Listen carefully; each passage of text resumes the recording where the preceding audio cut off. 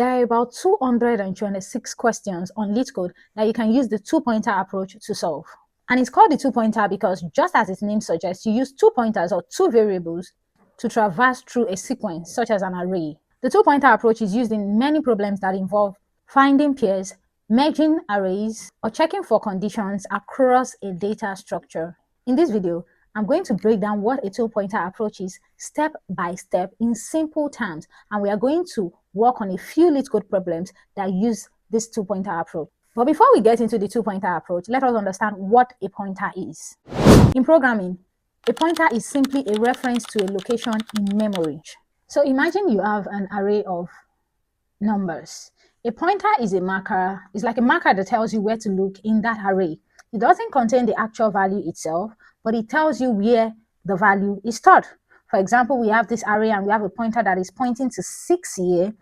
By pointing to 6, it is referencing the position that 6 occupies. So 6 is at index 3, and this pointer is pointing to that position. So pointers are helpful because they help us to directly reference a position. And by extension, we are able to see the element that is in that position. So now, how does the two-pointer approach work? Here is how it typically works. There is about like 3 steps, right? Initialization, the movement, and the stopping condition. So initialization, you start by initializing 2 pointers. You place the first pointer at the beginning of an array. You can name it, say, left. And you place the second pointer at the end or at any condition, or at any position rather, depending on the problem you're trying to solve. So it could be at the end, it could be in the middle, it could be somewhere else, depending on your problem, right?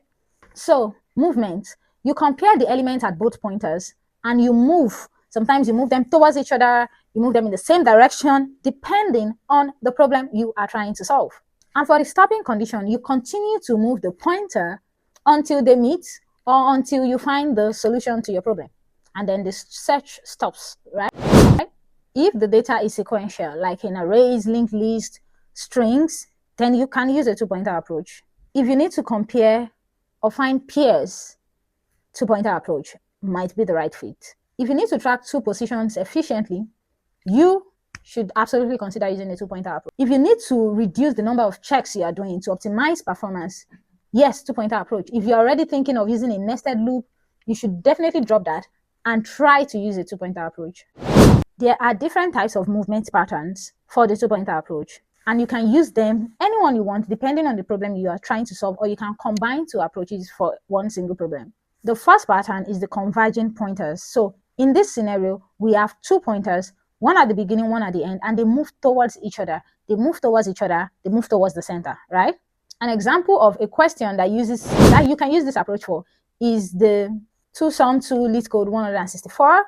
And the second pattern is the parallel pointers. So in this case, the 2 pointers move in the same direction, but they move with different conditions. So you might have a scenario where one pointer is moving 1 step and the other one is moving 2 steps, but they usually would move in the same direction. For example, you can use this to solve longest substring without repeating characters, Leetcode 3. And the last pattern is the trigger-based pointers. In this case, one pointer stays while the other moves, right? Based on a condition. And the second pointer that is staying can only move if one condition is met by the first pointer. For example, move zeros, Leetcode 283.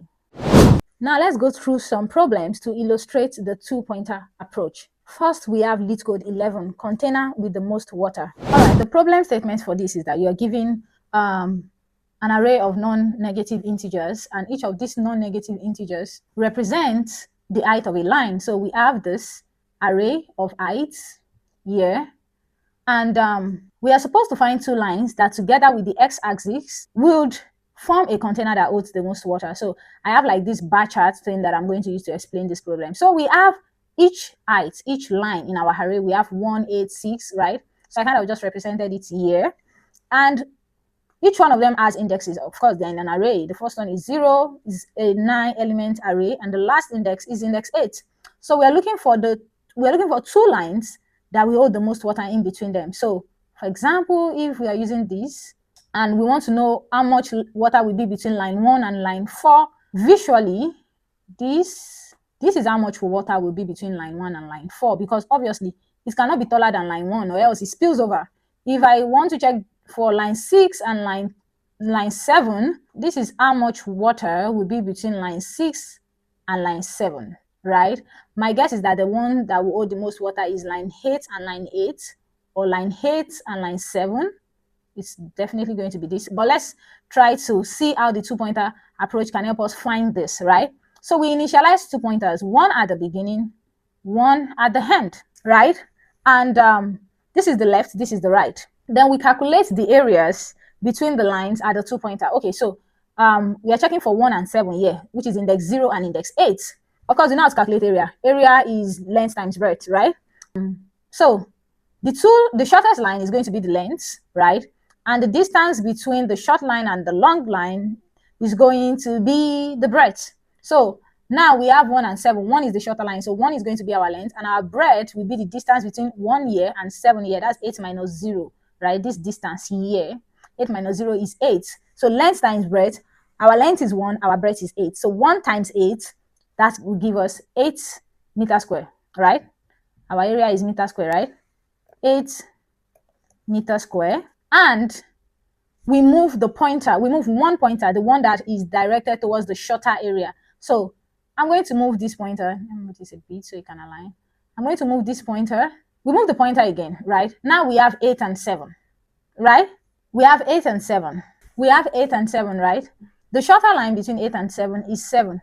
The shorter line between 8 and 7 is 7. So 7 will be our length in this case. And the x-axis distance will be 8 minus 1, which is 7 again. So our length is 7, our breadth is 7. 7 times 7, 49 meters square, right? So 49 meters square is our nest, right? So we move again. So we have 8 and 7. The pointer is pointing to 8 and 7. We move at the shorter line. So we move the pointer at 7. And we check the area again. 8 and 3 is the shorter line, so 3 is our length, and our breadth will be 7 minus 1, which is 6. So 3 times 6, 18 meters square. That is the area of water we can get between that range. So 18 meters square, right? And we continue moving, of course, comparing the areas that we get until we find the area that is the highest. At some point, the pointers are going to meet, right? And we would return the area that is the highest that we found. In this question, if you follow it through, our answer will be 49 meters square. So the line is line 8 and line 7. But basically, that's how the two-pointer approach works. Another problem we can use it to solve is Leetcode 125, valid palindrome, right? So we have a problem that asks us to check if a function or if a word or whatever it is that is given to us, a string rather, is a palindrome. If you don't know what a palindrome is a word that is, or a statement that is the same when you turn it upside down. In this case, we have rotator. So if you start from the back, it's still rotator, like madam, right? Those are palindromes. So we want to check if a string is a palindrome. We initialize 2 pointers, right? And we compare the elements at both pointers and move both pointers at the same time towards each other, right? So we have R and R, correct? R is equals to R. So we move the first pointer and we move the second pointer, one step each. 0, O and O, correct? We move both pointers towards each other. We have T and T, correct? And when both pointers meet on the same letter, we know that this string is a palindrome. But if I take this back, and I change my T to, I don't know, E. If I come here, R and R, correct? The pointers move, right? Oh my God. The pointers move, right? So O and O, correct? We move the pointers again. Now we have T and A. Our condition is not conditioning at this point. So at this point, we know that our letter or our string here is not a palindrome. So basically, that is how the two-pointer approach works. Another problem we can use it to solve is two-sum, Leetcode 167. So in this case, we are given an array of sorted integers, and we are supposed to find 2 pairs that we add up together to give us our target. And our target here is 9, and we're looking for 2 pairs here that will give us 9. You can use a two-pointer approach again in this problem. So we have the first pointer at the beginning and the second pointer at the end.